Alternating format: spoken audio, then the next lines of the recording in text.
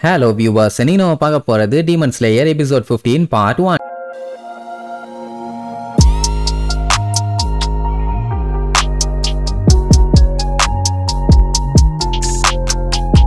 Open பண்ணா போன episode நம்மால என்ன பண்ணா எல்லாத்தோட தலையும் கண்ணா பின்னான்னு வெட்டி வீசினா பாத்தீங்களா. அதான் அந்த 3 டீமனோட தலையை வெட்டினானே. அதே நேரம் 4வது டீமனோட தலையை வெட்டலான்னு பார்க்கும்போது அங்க கென்யா அதை காலி பண்ணிட்டான். அப்ப அவனோட மூஞ்ச காட்டுவாங்க. பய பாத்தீங்கன்னா டீமனாவே மாறி நின்னுட்டு இருக்கான். ஆக்சுவலா அவன் டீமன் இல்ல. இந்த மாதிரி கடுப்பாகிற டைம்ல அந்த மாறுவான், பட் டீமன் இல்ல. அதே கென்யா என்னடா உனக்கு ஆச்சுன்னு சொல்லி அதுல ஷாக்ல இருக்கும் போதே அதே நேரம் நம்மால தலை வெட்டினா பாத்தீங்களா. அந்த டீமன்ஸ் எல்லாம் செத்துருக்கும்னு பார்த்தா அதுங்க சாகல, கதறிட்டு இருக்குங்க. என்ன இப்படி அட்டாக் பண்ணிட்டான், என்னால உடனே ரீஜென்ரேட் பண்ண முடியலன்னு சொல்லி வேற கத்திட்டு இருக்குங்களா. நம்மால புரியாம பேபேன்னு பேந்த முழிப்பான். ஏன்னா அதுங்க தலைய வெட்ட முடியலன்னு தான் இவ்வளவு நேரம் கஷ்டப்பட்டு இருந்தாங்க. ஆனா நம்ம பைய கஷ்டப்பட்டு அதை வெட்டிட்டான். ஆனாலும் அதுங்க சாகல. கென்யாக்கு இப்ப என்ன ஆச்சுன்னு புரியல. இந்த 4 டீமன்ஸோட தலைய அட் டைம்ல வெட்டிட்டா அதுங்க செத்துருன்னு நினைச்சான். அதுவும் ஒர்க் அவுட் ஆகல. கியோட்டோரோக்கு என்ன பண்ணாங்க, அவன் தலை பிளஸ் அவன் தங்கச்சி தலை ரெண்டுத்தையும் சேர்த்து வெட்டினோன்னு அவங்க செத்து போயிட்டாங்க. இப்ப இவங்க கிட்ட 4 எமோஷன்ஸ் உள்ள டீமன்ஸுங்க இருக்குதுங்க. அதுங்களை நினைச்ச மாதிரியே வெட்டியாச்சு. அப்புறம் ஏன்னு பயங்கரமா யோசிப்பான். அங்க நெசுகோ வேற மாட்டிட்டு இருக்காளா. சோ சட்டுன்னு அவன் மேல விழுந்திருக்க கட்டையை வெட்டி விட்டு அவளையும் காப்பாத்திடுவான். அண்ட் நம்ம பையலுக்கு ஏதோ ஒரு விஷயம் அப்படியே உறுத்திக்கிட்டே இருக்குது. அது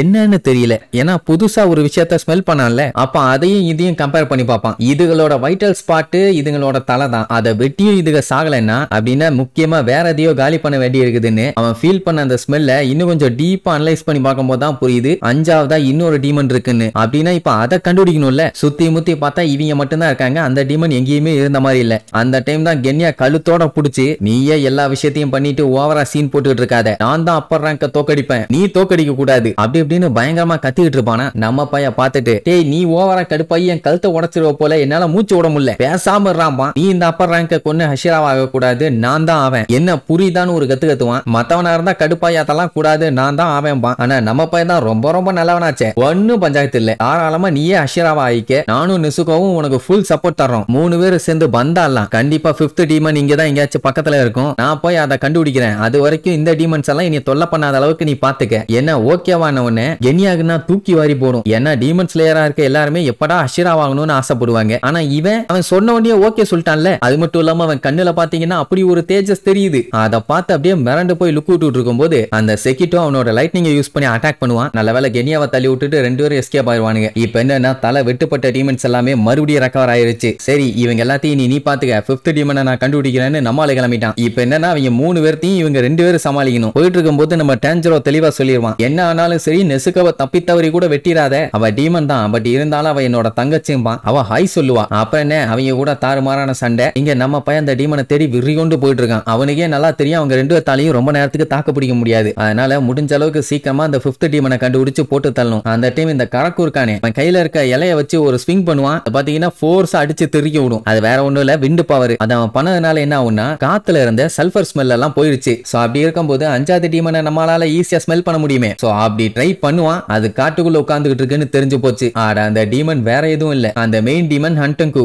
பயந்து நடுங்கி பயங்கரமா அழுதுகிட்டு இருக்கும். கண்டிப்பா அவங்க என்னைய கண்டுபிடிக்க மாட்டாங்க, நான் மாட்டேன், என்னோட 4 எமோஷன்ஸும் கண்டிப்பா அந்த வில்லனுகளை தோக்கடிச்சிரும், நான் தப்பிச்சிருவேன்னு பயந்து உட்கார்ந்து அழுதுகிட்டு இருக்கும். ஆனா நம்ம பையன் கண்டுபிடிச்சிட்டேன் கென்யா, நான் அதை பாத்துக்கிறேன்னு விழுந்தடிச்சு ஓடுவானா. செக்கிட்டோ பார்த்துட்டு உரோகிய தடுக்க சொல்லுவானா. உடனே அவன் வந்து நம்ம பையன் கூட சண்டை போட ஆரம்பிச்சிருவான். இந்த மாதிரி 5th டீமன் காட்டுக்குள்ள மறைஞ்சிருக்குன்னு சொன்ன உடனே அந்த செக்கிட்டோ டீமன் அவனோட லைட்னிங் பவரை யூஸ் பண்ணி அதனால எஸ்கேப் ஆயிடுவாங்க. எந்த திசையில அது இருக்குதுன்னு கேட்டா நார்த் ஈஸ்ட். சரி ரைட் கென்யா அதை காலி பண்றதுக்காக ஓடுவான். அப்ப உரோகி கூட டேஞ்சரோவும் நெசுகோ அந்த கரக்கு கூடயும் மாத்தி சண்டை. இப்ப இவங்க 2 பேத்தோட வேலை என்னன்னா அந்த செக்கிட்டோன்னு ஒருத்தன் லைட்னிங் யூஸ் பண்ணிட்டு இருக்கான்ல, அவனை கென்யாவோட பாதையில குறுக்க வர விடக்கூடாது. அதாவது அவனால அவனை டிஸ்டர்ப் பண்ண விடக்கூடாது. இந்த கரக்குவோட தான் தொல்லை. அவன் கையில வச்சிருக்க இலைய வச்சு ஒரு ஸ்விங் பண்ணானா போதும், புயல் காத்தே அடிக்குதா. சோ தப்பிக்க முடியாம நம்ம பையன் பறந்துகிட்டு இருப்பான். அந்த டைம் என்ன ஆகும், நெசுகோ செக்கிட்டோவை காலி பண்ணிடலான்னு பாஞ்சு அட்டாக் பண்ண போவா. அப்ப இந்த ஐசெட்ஸோ குறுக்க வந்து கத்திய வச்சு நெசுகோவோட வயிற்றுலயே ஒரு சொருகு. நம்ம பையன் கதறுவான் நெசுகோன்னு. அதே நேரம் அந்த அப்பர் ரேங்க் 5 டீமன் இருக்கே கியோக்கோ, அது பாத்தீங்கன்னா டொக்கிட்டோவை ஸ்லைம்குள்ள அழகா புடிச்சிருச்சு இல்ல. அவனு கத்திய வச்சு வெட்ட ட்ரை பண்றான். அப்படி நெளிகிறான் இப்படி நெளிகிறான், ஒண்ணு வேலைக்கு ஆகல. சோ என்ன பண்ணலாட்டு கூலா யோசிச்சுட்டு இருப்பான். உடனே அது பயங்கரமா கிண்டல் பண்ணும். ஏன்னா அவனால பிரீத்திங் டெக்னிக்கை யூஸ் பண்ண முடியாது. அட பிரீத்திங்கே பண்ண முடியாது, பிரீத்திங் டெக்னிக்கை மட்டும் எப்படி பண்ண முடியும். சோ இதோட நீ மூச்சு முட்டி சாக போறேன், எப்படி என்னுடைய டெக்னிக் மாஸ் காட்டுதா அப்படி எப்படின்னு ஓவரா சீன் போட்டுக்கிட்டு இருப்பான். டொகிட்டோ கேட்டுட்டே இருப்பானே தவிர அவனால ஒன்னும் பண்ண முடியாது. அதே நேரம் இங்க நெசுகோவோட வயித்துல ஸ்பியரை விட்டு கிண்டுனால அது பாத்தீங்கன்னா மரத்துல போய் நல்லா லாக் ஆயிருச்சு. அந்த செகிட்டோ இவளை நான் கொல்ல போறேன்னு வாயில சொல்ல மட்டும் தான் செய்வான். அடுத்த செகண்ட் அவனோட கை துண்டா தெரியும். ஏன்னா நம்ம பைய பொழந்து கட்டிக்கிட்டு இருக்கான். இப்படி ஒரு அட்டாக்கை பார்த்துட்டு அவன் மிரண்டுட்டான். ஏன்னா இதுக்கு முன்னாடி அவன் பண்ண அட்டாக்கை விட இந்த அட்டாக் பயங்கர பவர்ஃபுல்லா இருக்குது, வேகமாவும் இருக்குது. ஃபர்ஸ்ட் மீட் பண்ணும்போது எப்படி இருந்தானோ அந்த மாதிரி இல்ல, இப்ப டோட்டலாவே வேற மாதிரி இருக்கான். அதாவது அவனோட காம்பேட் எபிலிட்டி பாத்தீங்கன்னா தாறுமாறா இருக்குது. ஒவ்வொருத்தரையும் கண்ணை மூலிக்கிறக்குள்ள கண்ணா பின்னான்னு வெட்டிட்டு இருக்கான். அப்ப நெசுகோ ஐசட்ஸோட தலையை பிச்சு அவனை ஒரு சைடு கொளுத்திட்டு இருப்பான். டே கரக்கோ அவனை எப்படியாச்சும் காலி பண்றான்னு சொல்லும் போது அவனோட விண்டு பவர் வச்சு ஒரு அடி இவ்வளவு நேரம் எல்லாத்துலயும் எஸ்கேப் ஆகி பொழுது கட்டினவன் அதுல சிக்கிட்டான். இதுக்கப்புறம் அந்த கென்யாவை நான் காலி பண்ண போறேன்னு சொல்லுமா, நம்ம பையன் உடனே மறுபடியும் சண்டைக்கு இறங்கிடுவான். என்ன கென்யா அங்க தப்பா சர்ச் பண்ணி ஓடிட்டு இருக்கான். அதனால அவனுக்கு கரெக்டா டைரக்ஷன் சொல்லிக்கிட்டே சண்டை போடுவான். அவன் பாத்தீங்கன்னா அந்த டீமனை ரொம்ப நேரமா தேடிட்டு இருக்கான். அது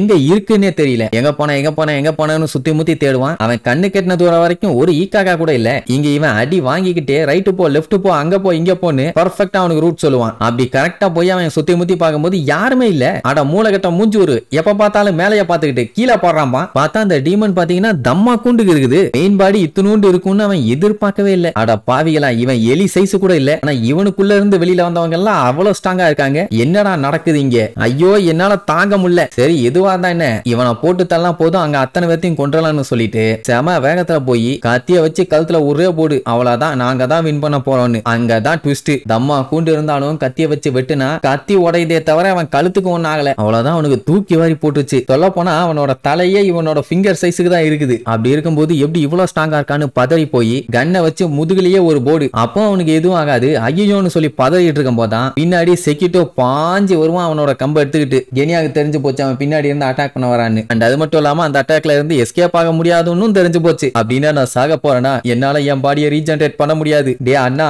என்னோட அண்ணா நான் அஷிராவா மாறணும். அப்பதான் என்னோட அண்ணன் என்னை அக்னாலேஜ் பண்ணுவான். நானும் அன்னைக்கு அவன் அப்படி பேசினதுக்காக மன்னிப்பு கேட்கணும் அப்படின்ட்டு ஒரு சீனை காட்டுவாங்க. அந்த சீன்ல பாத்தீங்கன்னா அவன் அவங்க அம்மாவை வெட்டி கொண்டிருப்பான். கெனியா கதறி அழுதுட்டு இருப்பான். இந்த டைம்ல அவன் தானே இவங்கிட்ட மன்னிப்பு கேட்கணும். இவன் ஏன் அப்படி சொல்றான்? சரி ஏதோ ஒரு ட்விஸ்ட் இருக்கு போல. அது என்ன ஏதுன்னு அடுத்த எபிசோட்ல பார்க்கலாம். டாடா.